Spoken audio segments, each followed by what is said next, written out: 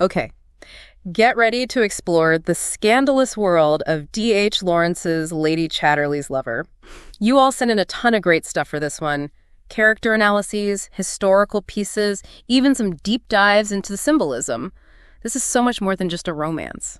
It really is. Yeah. This book is almost a century old, but it still gets people talking. I think it's because it gets at those deep down anxieties we all have about love, desire, connecting with another person, and a world that feels obsessed with progress.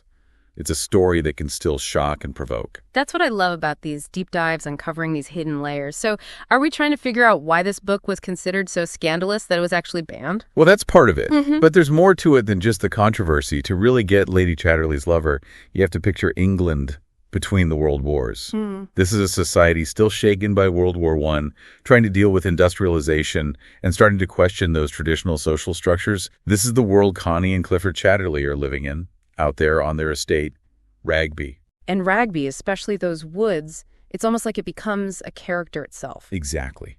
Picture this. Clifford, who represents that old aristocracy, clinging to this idea of preserving the woods. They're like this symbol of a world that's disappearing. But get this. The woods are already scarred. They've been changed forever because of the war effort. It's such a strong image how that old world is falling apart, even as Clifford tries to hold on. Wow, yeah. It's like Lawrence is saying that nothing stays the same, not even nature. We think of it as timeless, but even nature is vulnerable to these forces of change. It makes you think about modernization, all that progress, but it doesn't come cheap. Exactly. And Lawrence, drawing on his own life growing up in coal country, uses the decline of that industry to show these anxieties on a huge scale. Think about it. Clifford, he's deeply connected to the coal mines, but they also represent a way of life that's dying. He puts all his energy into modernizing them, but it's like he's trying to control something that's already slipping through his fingers. It's that fear of change, right? Clinging to control. I think that's something we can all relate to, even though we're living in a completely different time. It makes Clifford a much more relatable, even tragic character. Absolutely. And that's where Lawrence's brilliance comes in. He takes those very specific anxieties, the decline of a certain class, the rise of industry, an entire generation disillusioned by war, and he creates a story that still resonates with us. Yeah, it's like we're talking about what it means to be human, not just about some specific time in history. That feeling of being caught between a past that's fading and a future you can't even see. And right in the middle of all this is Connie. She's trying to find her place in this marriage. It seems comfortable from the outside looking in, but it's leaving her feeling empty. And that's where the different kinds of love that Lawrence writes about becomes so important to the story. You've got Clifford, who approaches love with his brain, not his heart. He values lifelong companionship, puts the mind above the body. Right, which makes sense given what he's going through, but it's not what Connie needs. Exactly. It's like he's trying to outthink his emotions, especially when it comes to physical desire. It's like another way of trying to stay in control, avoid that part of himself that feels risky, maybe even unreachable. You got it. That's such a great point. And it goes back to the symbolism of Clifford's injury. It's not just physical. It's this deeper emotional void he has, a spiritual void even. And he tries to fill it with intellectual pursuits, with controlling everything around him. Then you have Michaelis, who's all about the physical, almost like their connection is just a transaction. But again, that's not what Connie needs. So what's Lawrence saying here? Is he saying that neither the purely physical nor the purely intellectual can lead to real intimacy? Bingo. He's showing us the limits of these approaches. They miss the bigger picture of what human desire really is. Connie's longing goes beyond the physical and intellectual. She wants a love that gets her body and soul. And that's where Oliver Mellers, the gamekeeper, comes in.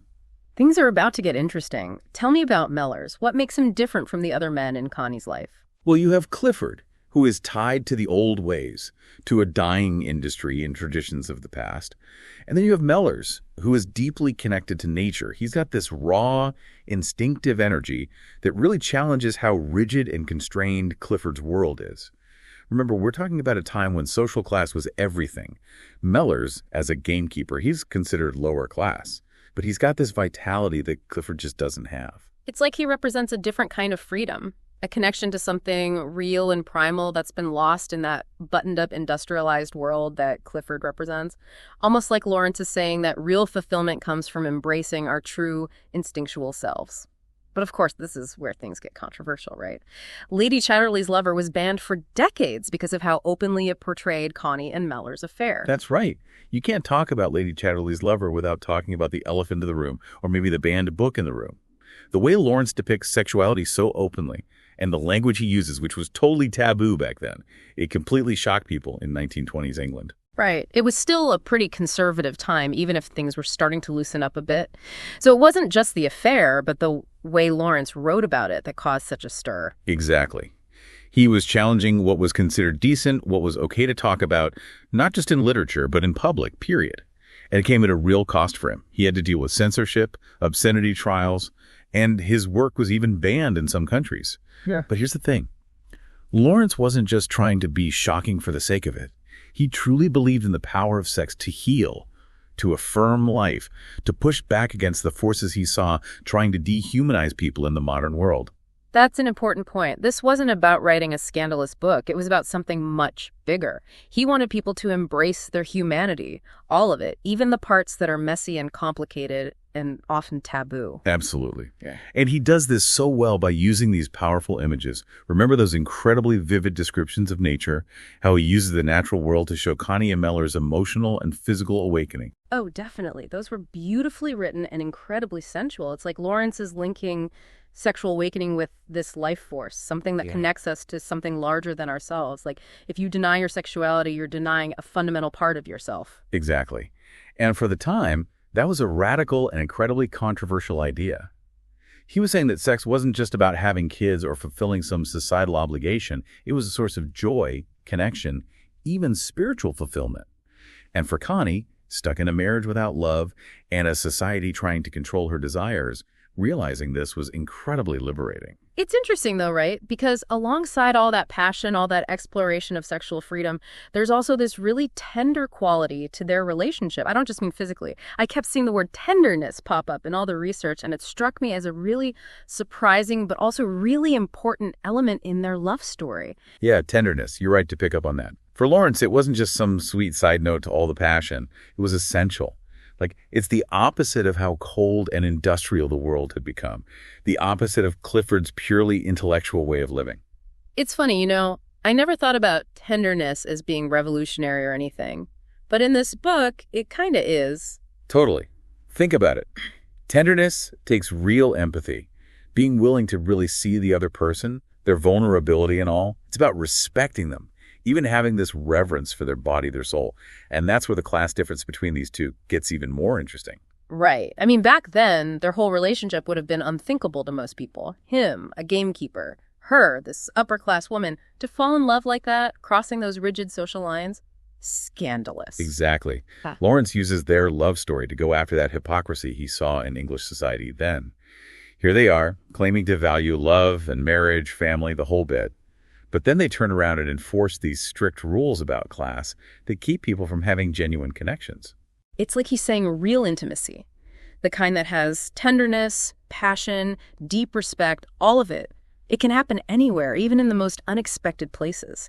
And sometimes you have to break those societal rules to find it. Exactly. It's challenging that whole idea of who deserves love, who's worthy of desire. And you know what? That's as important today as it was 100 years ago. And wow, he really went through it for making that point. It's wild to think a book could get banned for decades just because it showed love and desire so honestly, so directly. It tells you something about the power of art, right? Even when people try to censor it, silence it, act like it's dangerous, it finds a way to break through and speak to people across generations.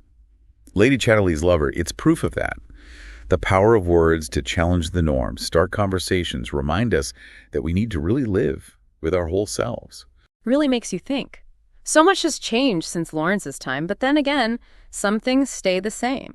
We're still figuring out these big questions about love, desire, what society expects from us, what it means to be true to ourselves. And to think, it all started with a book that people thought was too scandalous to even read. That's what I love about these deep dives. It's not just about understanding one book. It's about using that book to take a good look at our own lives, what we believe, what we long for. Couldn't have said it better myself.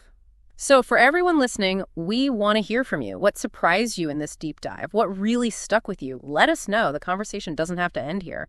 Until next time, keep exploring, keep questioning, and keep diving deep into the stories that challenge us and inspire us.